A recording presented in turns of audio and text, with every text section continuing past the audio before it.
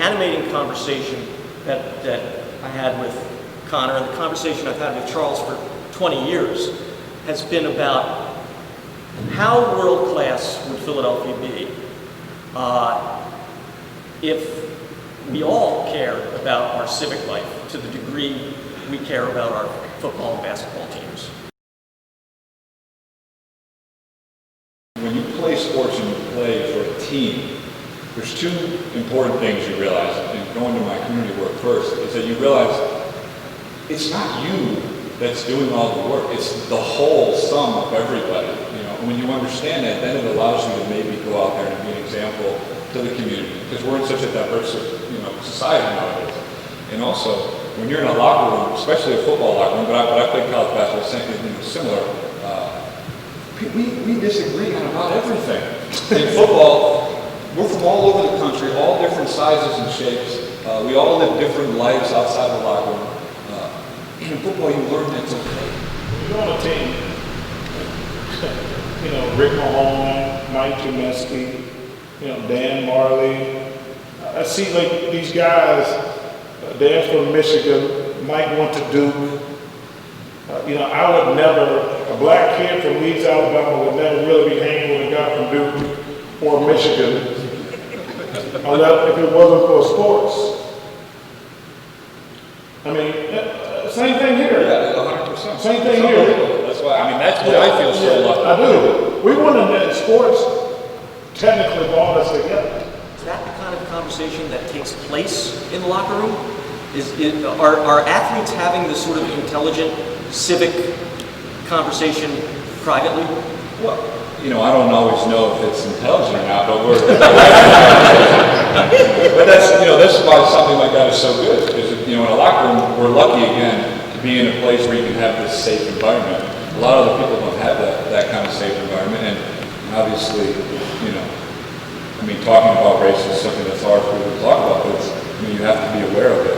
You have to have that kind of respectable conversation. I thought personally, we have too many young black kids who think the only way they could be successful is through athletics. And it drives me freaking nuts. We can be doctors, lawyers, engineers, teachers, things like that. I do a lot of speaking at schools, and it drives me freaking nuts. And when I go to a predominantly white school, I do this little scientific thing. I says, well, how many of y'all want to play sports? It's less than 10%. And I asked the kid, what do you want to do? I want to be a doctor. I want to be an engineer. I'm like, that's really cool. But the problem I had was when I was going to these black schools, I said, well, how many of y'all want to play sports? It was pretty much 100%. I want young black kids thinking they can do something other than rap and play sports.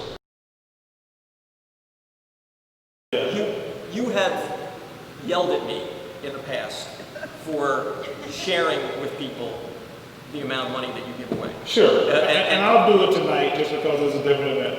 A few years ago, like I said, I'm a big education guy. So I gave my high school $1 million for kids to go to college. I gave Auburn $1 million to recruit poor students. And there's a school in Birmingham, I gave them $1 million. And just a couple months ago, I wanted to do it again.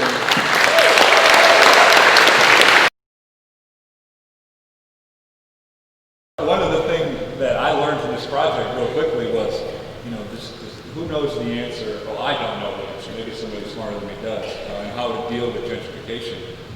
But through this Ralph Brooks project, the hoop, the murals, and the garden, we were able to, with a lot of help from the Tasco Baptist Church and a lot of people, we created this dialogue, this respectful dialogue between the people that had lived there for 40 years and the people that were just moving in. And they came up with what they wanted to say on the mural.